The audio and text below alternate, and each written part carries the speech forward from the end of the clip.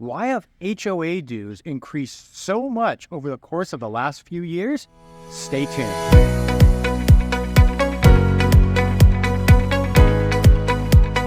So why are HOA dues increasing so much right now here in Southern California? Well, for starters, it's not just here in Southern California, it's nationwide. And I think before we talk about what's taking place right now when it comes to homeowners association dues increases, I think you have to take a step back and look where we came from.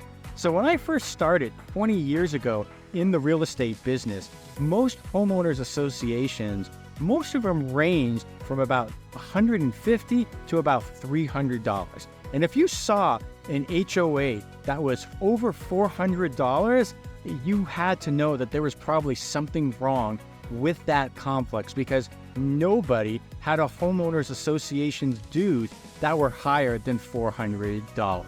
Well, fast forward now to 2024, and now it's almost rare to find a homeowners association that has dues under $400. So why is that? Well, there's a lot of things that you have to take into account. The first is general insurance, the master insurance policy for the homeowners association. And these are things that they may cover fire, the cost to rebuild, etc., as well as their liability, especially if they have a pool, if you have a guard gate, things like that are included in your master insurance policy.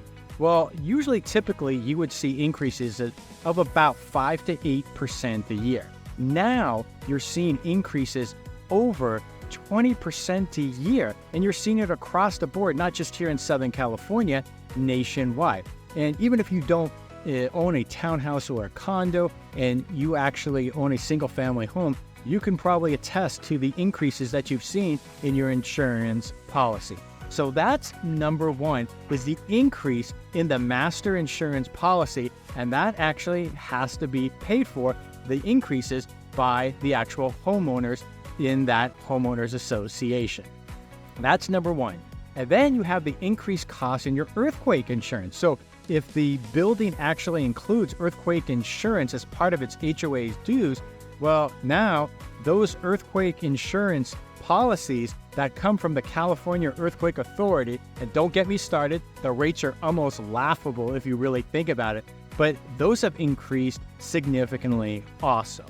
And then number three, you have to throw in the increased operating expenses across the board from all of the vendors, such as the landscapers, the cleaners, the legal counsel, the management company, pool maintenance, the repair crews, plumbers, etc. And if your homeowners association includes water, well, you know what? Guess what else has increased? The cost for water. And you can't do anything about that unless you make every resident homeowner responsible for their own water bill. And then you have a big one, and that is shoring up the reserves for the homeowners association. So it's usually a good idea to actually have between 25 and 40% of the HOA dues go towards a reserve fund. And most HOAs are able to maintain a 70% funded reserve. And while it's not at full capacity, this amount allows the HOA to fulfill its duties and responsibilities without compromising any needed expenses within the community. Really important. And so a 70% funded reserve is generally seen as ideal, and it allows the HOAs to weather unexpected expenses without imposing significant financial burdens on the homeowners or resorting to special assessments. So that HOA reserve, it's really crucial for the community's financial health, serving as pretty much the dedicated resource for major repairs and unexpected expenses. So those are something that you really have to keep in mind. So an HOA reserve fund should always be 100% funded. However, the unfortunate reality is that really it's not really realistic. And most HOA reserve funds are underfunded. And the associations have a hard time allocating a sufficient amount of money to their reserve account. And this can create a lot of risk for the HOA. If you cannot see 100% funding through the HOA should at least aim for a certain reserve level. And as HOA reserves, rule of thumb, the reserve account should be at least 70%. And if the reserve study determined that the account should have $30,000, well, you will probably be relatively safe with $21,000. That way, if there's an urgent matter, you will only need to collect $9,000 more from the homeowners through an assessment. And that's really the purpose of what we're talking about here today, is that you don't want to have a situation where you're creating an undue burden on homeowners to basically pay for a lot of these repairs.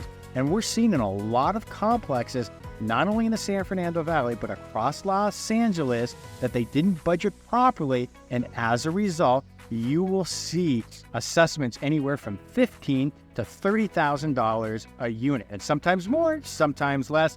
And these can go for things such as painting, repairing roofs. So these special assessments really are necessary to account for the cost in inflation, and that there's just not enough and sufficient funds in that reserve account. So these are things that you should be aware of. If you're buying a condo or a townhouse, it's really important that you ask a lot of the questions that we've been talking about here today. So that way you have the ability to budget and allocate funds for yourself. That way you're not shocked when the HOA increases their dues. Any questions about homeowners associations, condos, townhouses, any real estate questions, always glad here to be a resource of information. Feel free to reach out. I'm Scott Himelstein with the Scott Himelstein Group, and hope you enjoyed this video.